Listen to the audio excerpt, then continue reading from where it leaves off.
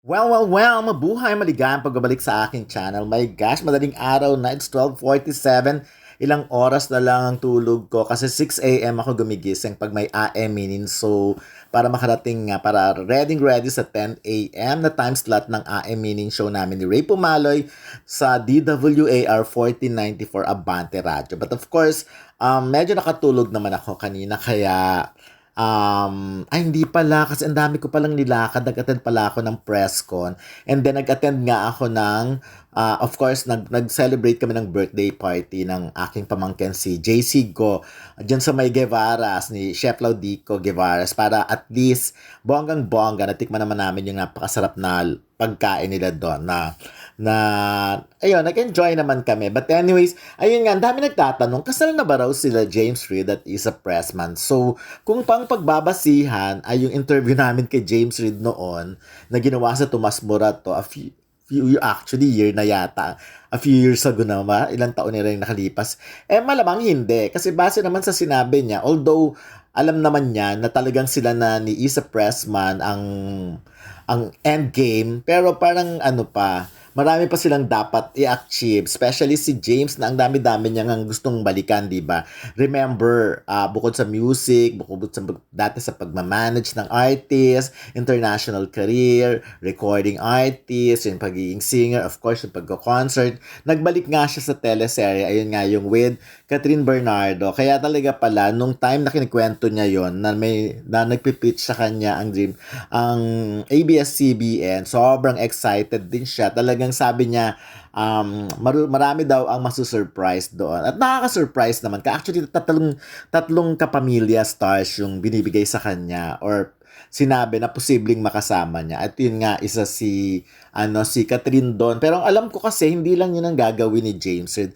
Meron pa siya mga ibang project na gagawin, na isbatang ibang teleserye. Kaya lang, medyo natatagalan, no? Can you imagine, kailan pa kami nag-interviewan? Base sa pagkakacheck ko sa video na na kung saan parang gano'n na katagal, parang feeling ko masyado ng umabot na ng pagkatagal-tagal yung interviewan na yon.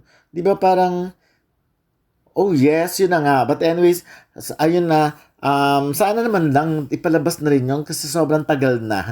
Naalala ko na nga, iba na nga. Anyways, yung tungkol doon, yun nga, parang hindi pa naman, tingin ko, kasi iba naman si James Reid, although, syempre, meron silang mga ibang blood, pero naniniwala sa wedding. At the same time, hindi nga naman nagmamadali. Pero one thing about them, ngayon, obvious nakita natin na masayang-masaya si James Reid sa piling ni Isa Pressman. Kasi kung titingnan mo yung itsura ni James Reid, mukhang kontento talaga.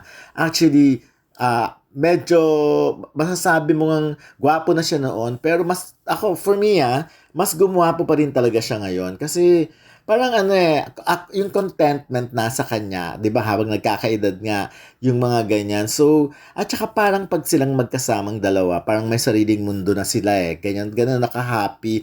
Hindi mo nga ma-imagine na na ako nga, ang dami nagsasabi baka hindi tumagal yung relationship nila, pero come to think of it ang tagal na ng relasyon nila. Kasi alam ko, si Isa kasi yung tipo ng babaeng parang siya, alam mo yon, yung hindi siya nakikipag-compete sa lalaki. Yun yung parang sinasabi nga sa submissive, di ba? Parang ganon ang datingan. So, well, pag ganun kasi yung nangyayari, pag babae, talagang mas nagiging enjoy ang lalaki. But anyways, ayun ang bongga rin ang message niya kay James Reid sa birthday nito. Happy 33rd, my love.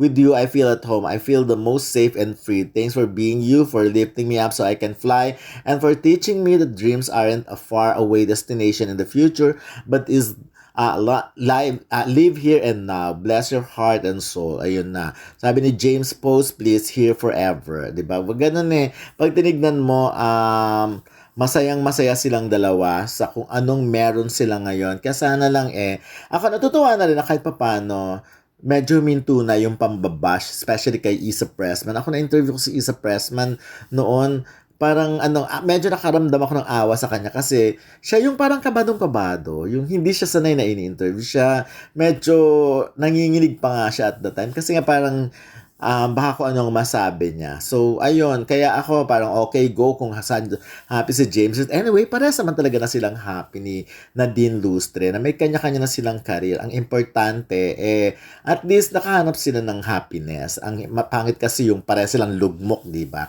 Or lugmok yung isa. Sa case ngayon, happy yung isa, happy ngayon. Happy. Pero yung tungkol again sa kung kasal na ba, ako, I think hindi pa. Kasi iba ang pananaw yata. Although alam naman natin ang sitwasyon nila, pero hindi sila yung magja-jump agad sa ganung sitwasyon, yung papakasal agad. Okay, para yun na lang, bongga.